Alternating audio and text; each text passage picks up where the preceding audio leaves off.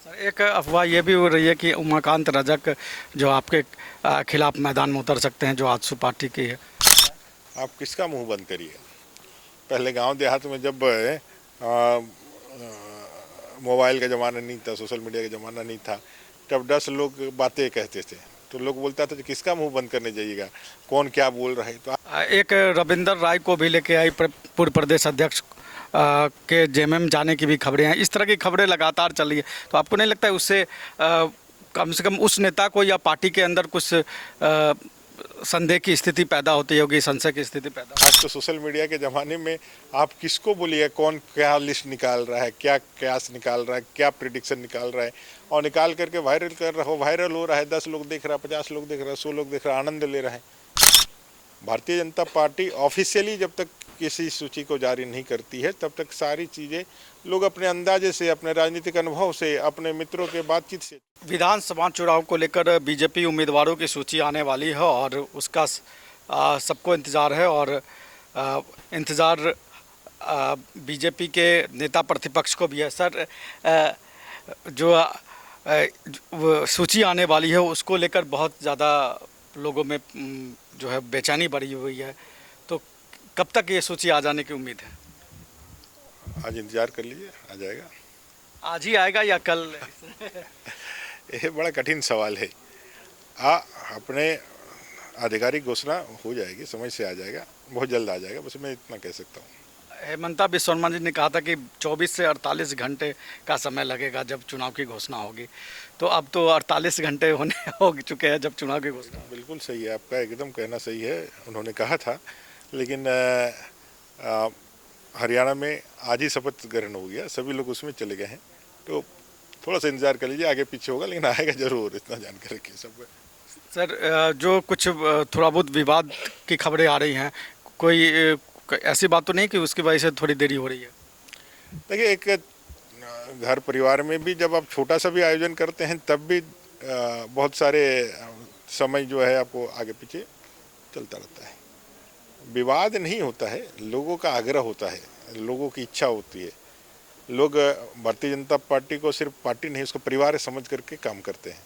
तो सबकी इच्छाएं हैं, सबका विषय है, वो अपना अनुराग किसको दिखाएगा। भारतीय जनता पार्टी के कार्यकर्ता अपना अनुराग 5 साल जो खटते हैं, काम करते हैं, किसको दिखाएंगे? पार्टी को ही दिखाएंगे।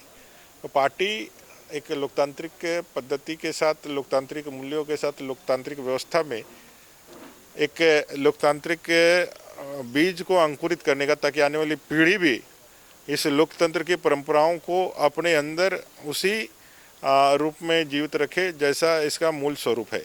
नहीं तो लोग क्या है, तानाशाही आजकल ऐसा हो गए हैं कि लोकतंत्र बोल करके परिवारवाद को ही, राजनीति को ही लोकतांत्रिक मान्यताओं की पार्टी बना करके रख करके लोगों के ध्यान पे लाना चाहते हैं। तो ये सब चीज़ें होगी तो इतना ही ज़्यादा हमारा आंतरिक लोकतंत्र भी मजबूत होगा और हम लोग की पार्टी भी मजबूत होगी। जिस तरीके से हरियाणा में को लेकर एग्ज़िट पोल हुआ और जो चुनाव परिणाम आए, तो उस पर चुनाव आयोग ने कहा था कि देखिए, हमारा एग्ज़िट पोल, हमारा जो काउंटिंग है वो 8:30 बजे शुरू होता है और 8 बजे से लोग दिखाने लगते हैं।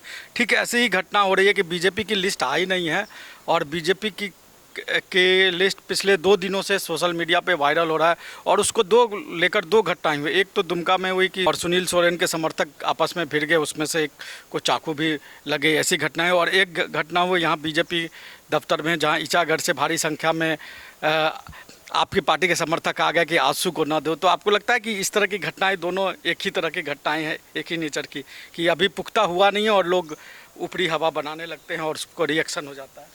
आप किसका मुंह बंद करिए। पहले गांव देहात में जब मोबाइल का ज़माना नहीं था, सोशल मीडिया का ज़माना नहीं था, तब 10 लोग बातें कहते थे तो लोग बोलता था कि किसका मुंह बंद करने जाइएगा, कौन क्या बोल रहा है। तो आज तो सोशल मीडिया के ज़माने में आप किसको बोलिए, कौन क्या लिस्ट निकाल रहा है, क्या कयास निकाल रहा है, क्या प्रिडिक्शन निकाल रहा है और निकाल करके वायरल कर रहा हो, वायरल हो रहा है। 10 लोग देख रहा है, 50 लोग देख रहा है, 100 लोग देख रहा है, आनंद ले रहा है।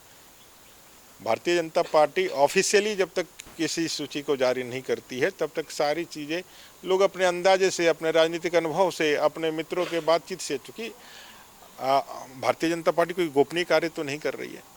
उन्होंने रायशुमारी किया है विधानसभा के स्तर पर, या उसके बाद राज्य के अंदर कई बार नामों की चर्चाएं हुई है, फिर केंद्र में चर्चाएं हुई है। तो संभावित नामों की चर्चा तो कहीं ना कहीं किसी ना इतने लंबे प्रक्रिया में लोकतंत्र में कहीं तो बाहर आ ही जाते हैं, और आप जैसे अनुभवी पत्रकार उसमें से निकाल ही लेते हैं जो कहाँ किस तरह से कौन नाम हो सकता है जो संभावित हो सकता है।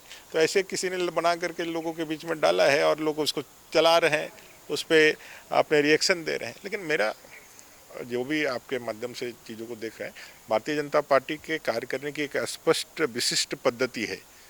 उसके अनुसार जब तक सीईसी की बैठक हो चुकी है, कभी भी हमारा ऑफिशियल घोषणा हो जाएगा, जो ऑफिशियल वेबसाइट है हमारा वहाँ पे घोषित हो जाएगा, वही आधिकारिक सूचना होगी। और उस आधिकारिक सूचना में जिस प्रत्याशी का भी नाम लिखा रहेगा उस कंस्टिट्यूएंसी के सामने, उसी के हाथ में कमल का निशान रहेगा और वही क्षेत्र में जाकर के भारतीय जनता पार्टी के लिए आशीर्वाद मांगेगा। एक रविंदर राय को भी लेके आई पूर्व प्रदेश अध्यक्ष के जेएमएम जाने की भी खबरें हैं। इस तरह की खबरें लगातार चल रही है, तो आपको नहीं लगता है उससे कम से कम उस नेता को या पार्टी के अंदर कुछ संदेह की स्थिति पैदा होती होगी, संशय की स्थिति पैदा होती है? मुझे लगता है आदरणीय राय जी का खंडन भी आ गया है। अब लोग इसमें कोई कंट्रोलिंग एक्ट तो है नहीं, रेगुलेटिंग एक्ट भी नहीं है, कंट्रोलिंग एक्ट भी नहीं है। अब समय का तकाजा है, एआई का ज़माना आ गया है, लोगों की निजता भंग हो रही है तो बड़ा परेशानी है। लोग अब निजी जीवन में नहीं है, अब सभी का जीवन जो है सार्वजनिक है। पहले तो जो लोग राजनीतिक जीवन में रहते थे, घूमते थे, उनका भी निजी जीवन होता था। अब तो ये इलेक्ट्रॉनिक युग में सारी चीज़ें जो है सार्वजनिक है। अब ऐसे समय में इन चीज़ों पे रोकथाम लगाना, इन चीज़ों पे बातें करना, लोगों का कितना जीवन कठिन हो जाता है, कोई भी एक अफवाह फैल जाता है।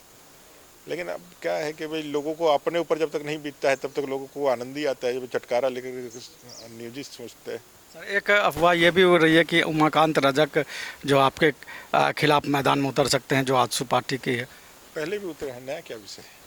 नया विषय नहीं है। आप हर तैयारी के लिए, हर परिस्थिति के लिए तैयार हैं? अरे भारतीय जनता पार्टी का कमल वहाँ खिलेगा। झारखंड की जनता, चंदनगढ़ की जनता वहाँ कमल खिलाएगी। इस भ्रष्टाचारी अत्याचारी सरकार को उखाड़ के बाहर फेंकेगी, इसमें कहीं कोई संदेह है, कोई शक नहीं है। जो भी भारतीय जनता पार्टी का कैंडिडेट बन करके जाएगा, चंदन क्यारी में नॉमिनेशन करेगा, उसको जनता जिता करके आगे बढ़ाएगी। आपका जाना सर तय मान सकते हैं हम लोग चंदन क्यारी से? अब मेरा कर्म भूमि, मेरा जन्मभूमि चंदन क्यारी है। 2 बार से चंदन क्यारी की जनता ने मुझे प्रतिनिधित्व का मौका दिया है। मैंने भी अपने पार्टी के तमाम वरिष्ठ जनों को ये आग्रह किया है कि आप अगर यदि मुझे चुनाव के मैदान में उतारना चाहते हैं तो मुझे चंदन क्यारी की उस देवतुल्य भूमि में ही आप मौका दीजिए। एक सर आंकड़ा, पिछली बार बहुत नारे चल रहे थे चुनाव में कि इतनी सीट आएगी। आपको क्या लगता है कि कितनी सीट आ जाएगी बीजेपी को या एनडीए को इस बार चुनाव में? पूर्ण बहुमत के लिए 41 सीटें चाहिए और हमें पूर्ण बहुमत की सरकार जनता बना करके दी। कोई आंकड़ा, विशेष आंकड़ा आपको नहीं लग रहा? पूर्ण बहुमत 41 से ज़्यादा से आएगी।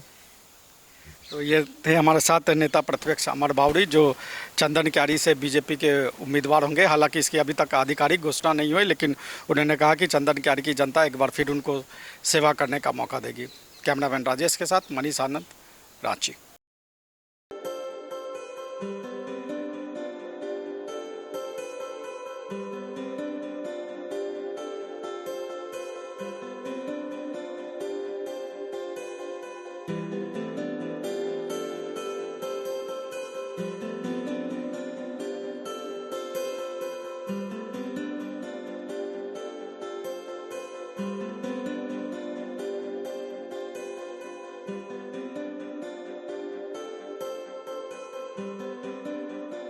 Thank you.